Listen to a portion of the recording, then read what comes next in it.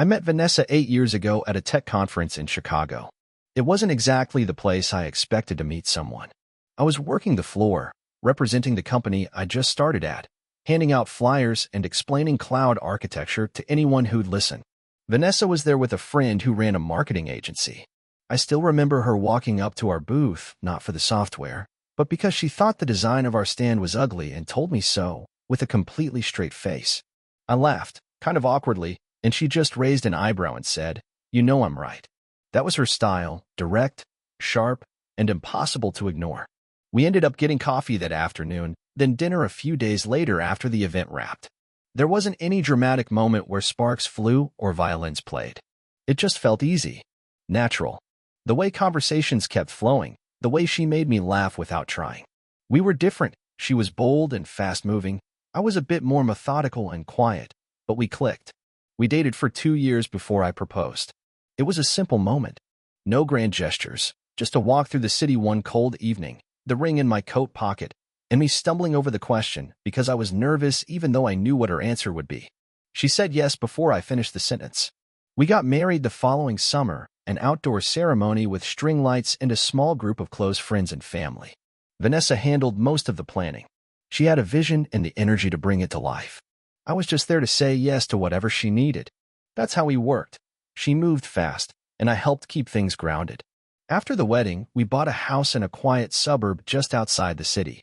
3 bedrooms, a finished basement, and a small backyard that needed more gardening than I knew what to do with.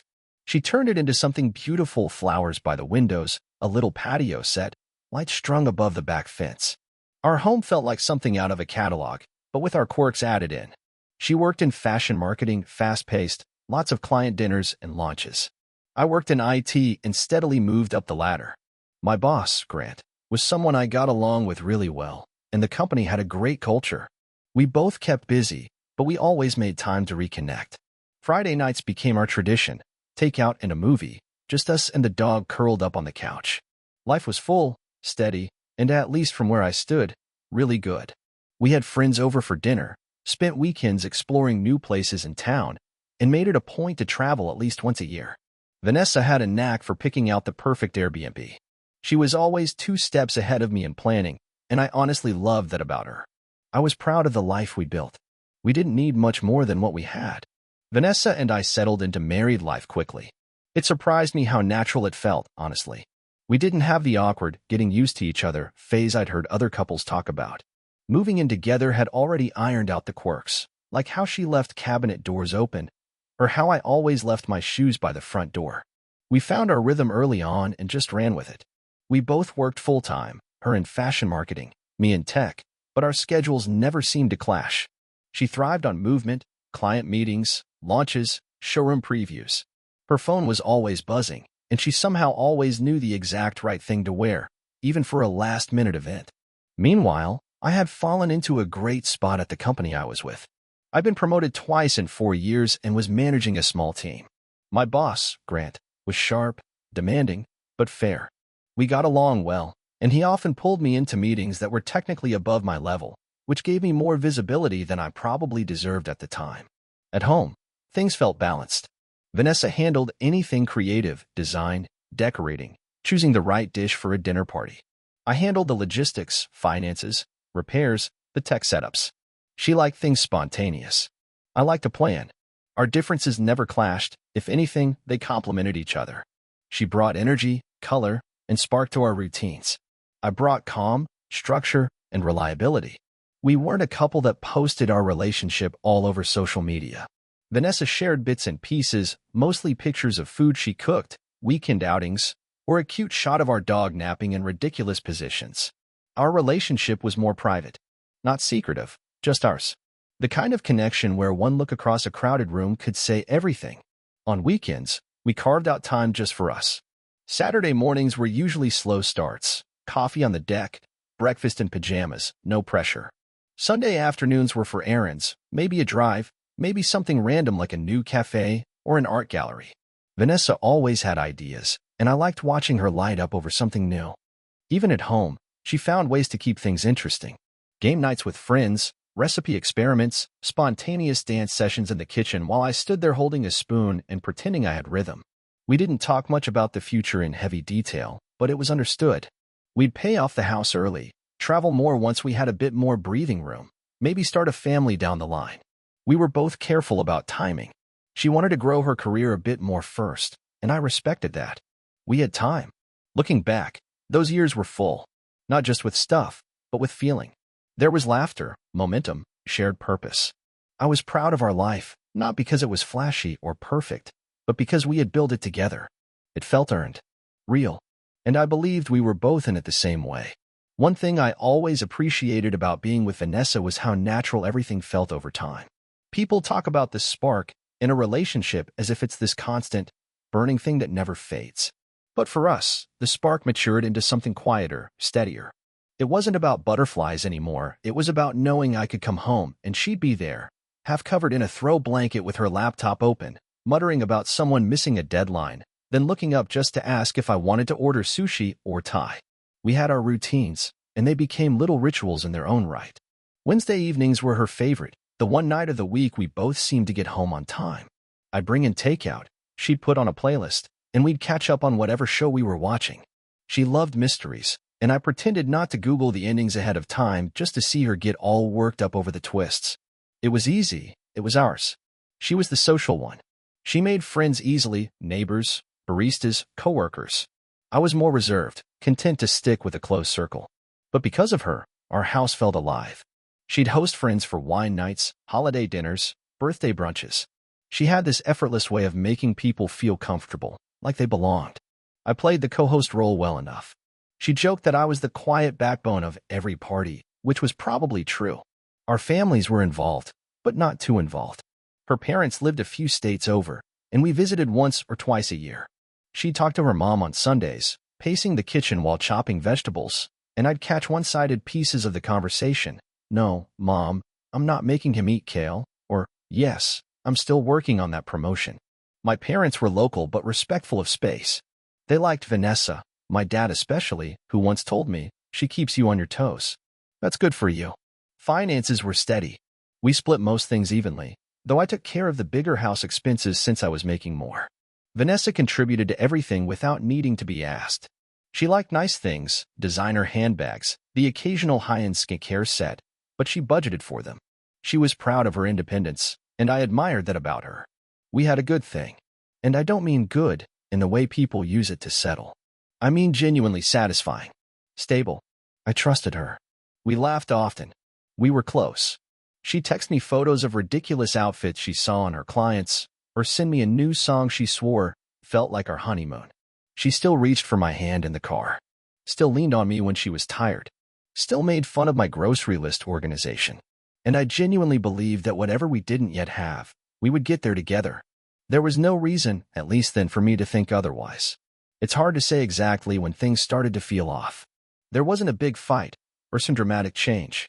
It was quiet at first, so quiet, in fact, that I almost convinced myself I was imagining it. Vanessa's energy started to shift. It wasn't obvious, just little things. She'd always been sharp, quick-witted, always had something to say. But suddenly, there were moments when she seemed preoccupied, distracted. I'd be talking to her about something from work, and she'd nod, smile, but it was like her attention was somewhere else. At first, I thought maybe it was just stress. Her job had gotten more intense lately, with new clients and tighter deadlines. But something about it felt different. She also started spending more time out.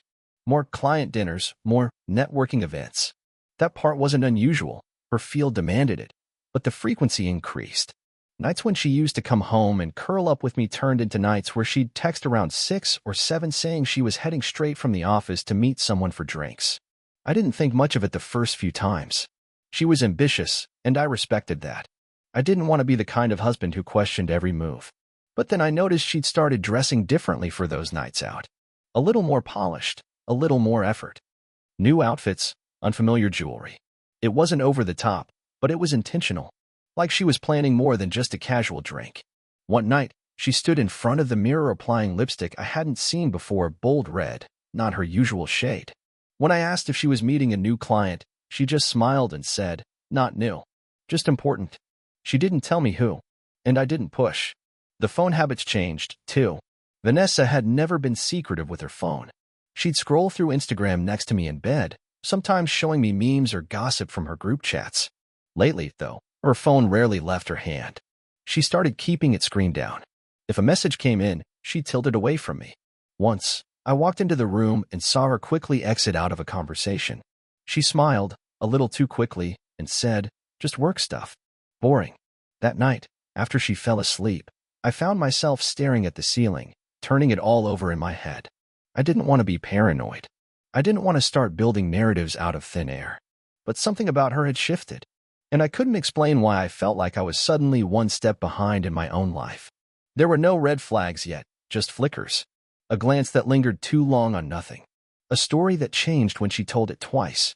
A laugh that didn't reach her eyes. And I told myself maybe I was just overthinking it. Maybe it was just a busy season. But deep down, something had changed. And I felt it more every day. The thing about suspicion is that it doesn't land all at once. It creeps in, little by little, settling into the quiet spaces of your day. I wasn't going through Vanessa's phone or trailing behind her at night. I didn't have a wall of red string and post-it notes. I just started noticing things that didn't fit the rhythm of who we were. It began with her schedule. She used to tell me when she had after-hours meetings or dinners. Even if it was short, I'd get a heads up.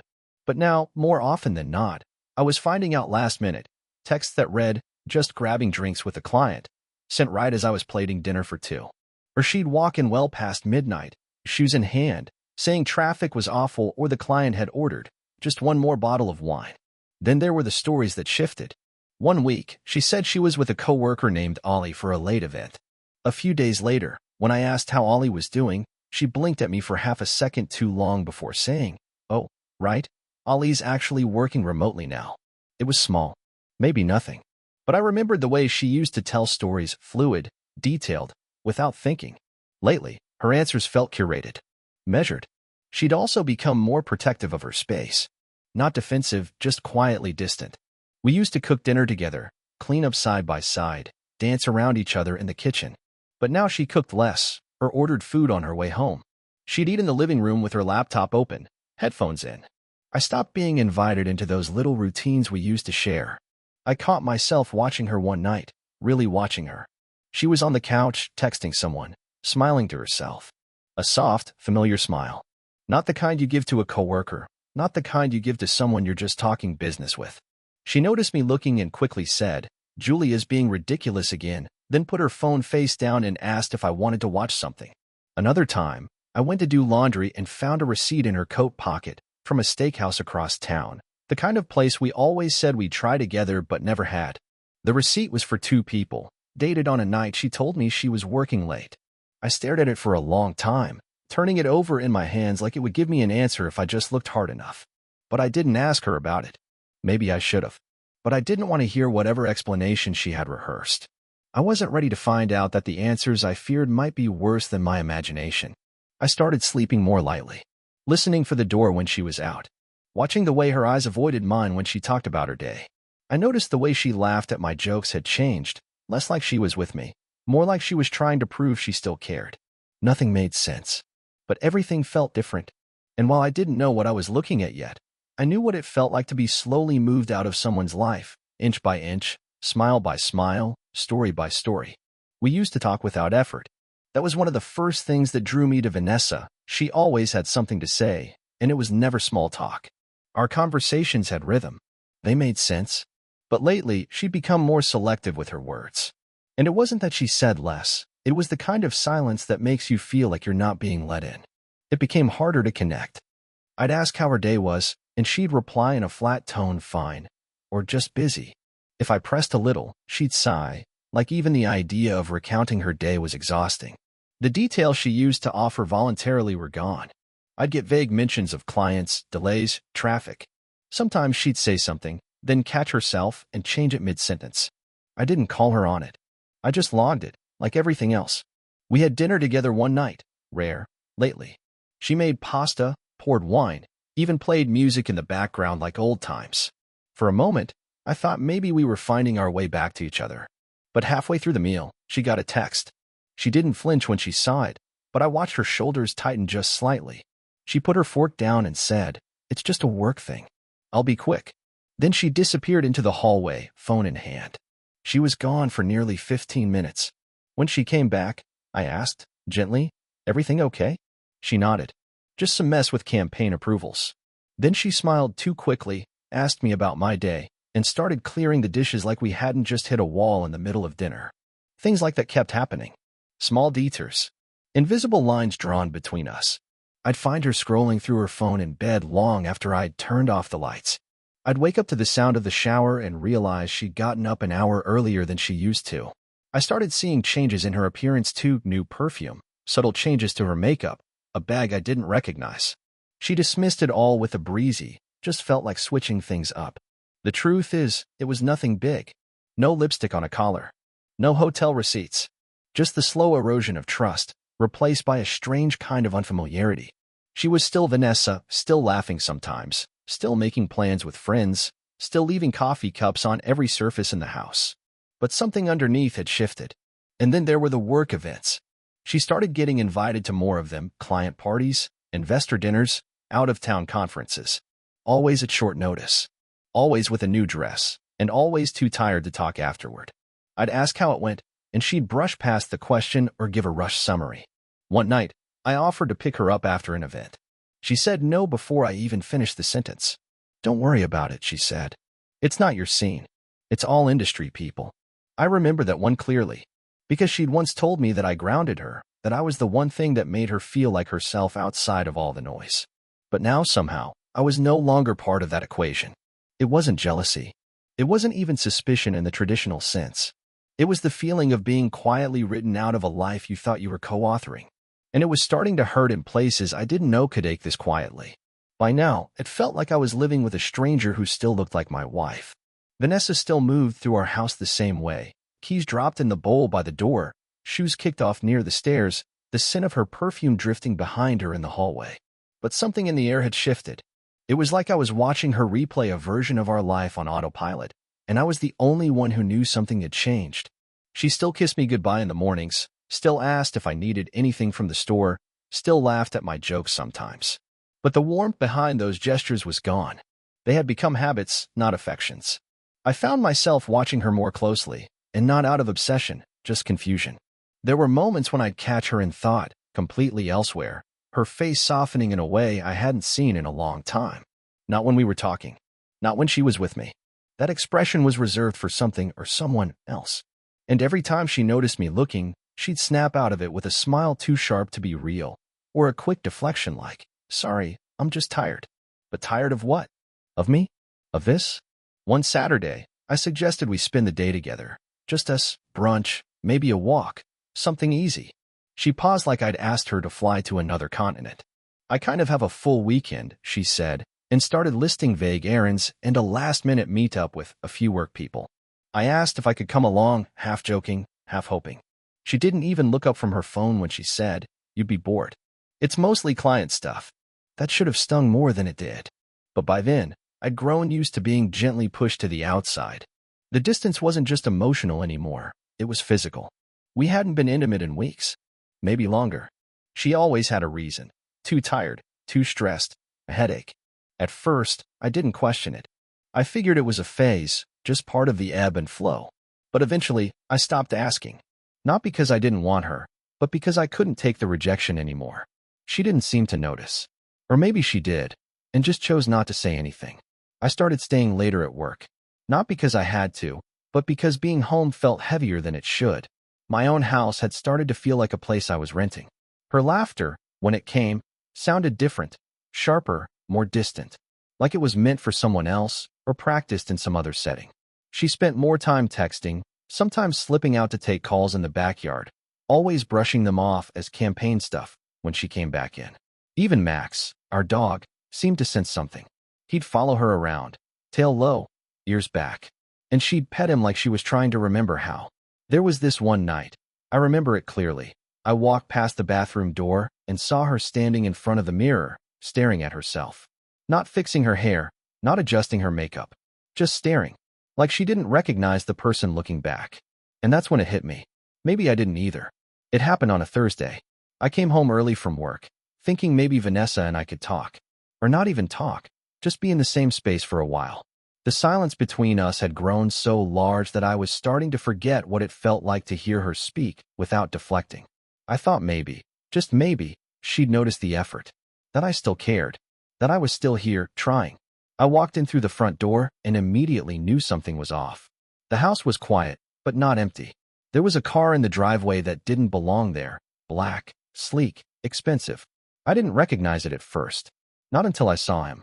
Grant, my boss, sitting on my couch. Vanessa was next to him, legs crossed, a faint smile on her face like she'd been waiting for this moment. My first reaction was confusion. My second was something heavier, something slow and sick that settled in my stomach like a weight I couldn't name. I looked at Grant, then at her, then back again. "What's going on?"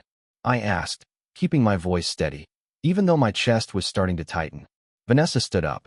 She smoothed her dress, the same one she wore 2 weeks ago when she said she had a networking dinner. She looked straight at me, calm as ever, like she wasn't about to tear the ground out from under my feet. "I wanted you to hear it from me," she said. "We've been seeing each other." I blinked. "What?" "I'm with Grant now," she said. "It's serious." My brain couldn't keep up. It was like she was speaking another language. Grant didn't say anything. He just leaned back like he had nothing to apologize for, like this was all business. And maybe to him, it was. "And you thought the best place to tell me was here? In our house?" I asked, though my voice was starting to shake. Vanessa didn't flinch. "It's not our house anymore," she said, her words sharp, deliberate. "I've moved on. And you should too." I looked at Grant, who finally spoke. "We also need to talk about your future at the company." Of course. Of course it wasn't just personal. It was professional, too. The man who'd mentored me, who'd fast-tracked me into leadership meetings, who I'd trusted, was the same man who'd been sleeping with my wife. "You're firing me?" I said, my throat dry. "It's a conflict now," he said flatly, like it was some kind of routine HR matter. "We'll make sure the transition is smooth." That's when Vanessa stepped forward. She wasn't sad. She wasn't apologetic. If anything, she looked victorious. "I'm pregnant," she said. It landed like a brick. "Pregnant?" I echoed. "By him?" She nodded. "Yes. And I'm keeping it. We're building a life together now." I don't remember what I said next. I think I just stood there, staring at the two of them. The woman I married, who used to send me silly voice notes and sleep with her hand on my chest, now standing in our living room carrying another man's child, my boss's child, telling me it was over. They left without another word. Just walked out, like they were leaving a meeting. Vanessa didn't even look back. The door closed behind them with the kind of finality you don't come back from. I sat down at the edge of the couch and stared at the imprint her body left on the cushion. And I realized that everything I thought was mine, my marriage, my job, my sense of control, was gone. In a single afternoon. In the days after they left my house, after the truth was dragged out and laid bare like some sick joke, I didn't rage. I didn't fall apart. I moved like a man who'd just watched his world burn down from the inside and was now walking through the ash, collecting what was still standing. Pain. Yes, it was there, thick and sour in my chest. But what came next wasn't grief. It was clarity. I was done asking why. I didn't need explanations anymore. They'd given me everything I needed in that moment when they stood together and chose each other. I went quiet. But I didn't disappear. I'd worked at that company for 7 years. I knew every system, every flaw, every corner they liked to keep in the shadows. Grant, for all his swagger and wealth, was reckless. He'd gotten comfortable bending the rules, misclassifying income, pocketing reimbursements, funneling personal expenses through the business to avoid taxes. I'd been the one cleaning up the messes in silence, protecting the company from audits. I never thought I'd use that information. Until now. Before the paperwork for my transition was finalized, I filed a whistleblower report with the IRS. Everything I had, emails, spreadsheets, internal notes, carefully compiled, anonymously submitted. I didn't need recognition. I just needed them to look. It wouldn't happen overnight, but I knew what was coming. That company wouldn't survive a full investigation. And Grant? He was about to find out what it feels like when everything you build is stripped away piece by piece, just like he'd done to me. But that wasn't the only part of the plan. There was someone else, Elaine, Grant's wife. We'd only spoken a few times before, at holiday parties and work functions. She always struck me as the kind of woman who noticed more than she let on. Elegant, observant, and polite to the point of distance. I didn't think she'd believe me if I told her what her husband had done. But I didn't have to tell her. Turns out, she already suspected. She'd seen the signs long before I had. I reached out carefully, respectfully. I told her what happened. Not as a man trying to stir chaos, but as someone offering the truth she already half knew. We met for coffee. She looked tired, hollowed out in a way I recognized. And somehow, in all that wreckage, we connected.